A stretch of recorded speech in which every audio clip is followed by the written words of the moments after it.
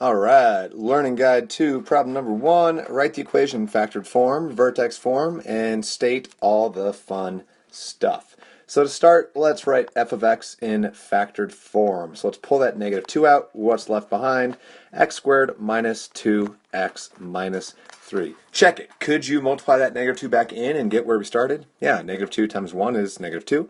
Negative 2 times negative 2 is positive 4. And negative 2 times negative 3 is positive 6. So all those coefficients check out. And now we play the factoring game. What two numbers multiply to negative 3 and add to negative 2? Well, it's got to be a positive 1 and a negative 3. Negative 3 times 1 is negative 3. Negative 3 plus 1 is negative 2. So we're good.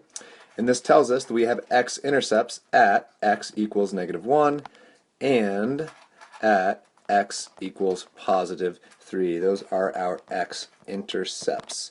Alrighty, well, let's go ahead and now complete the square. To complete the square, we are going to factor that negative 2 out of the first two terms. So let's say f of x equals negative 2 times x squared minus 2x. And I'm going to leave that plus 6 out there by itself. Now I know that when I'm completing this square, I will get x minus 1 squared. That minus 1 is always going to be half of that coefficient on x right there. So x minus 1 squared. I still have my plus 6, but now I need to think about how much I have changed the value of this equation by completing the square.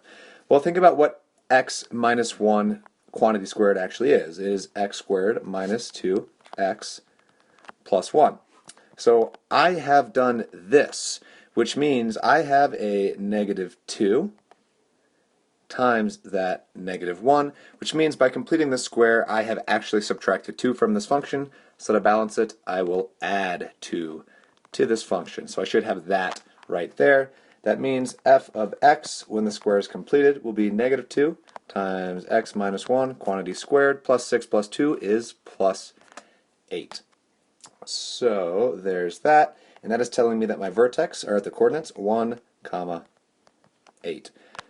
Alright, what else? Looking at this function right there, I can look and see the 6, which is telling me that my y-intercept is at the point 0, 6.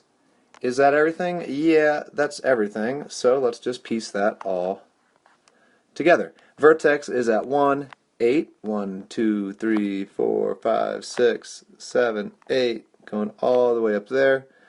Boom, boom. What did we find for x-intercepts? We found negative 1 and positive 3. So we get those two little buggers right there.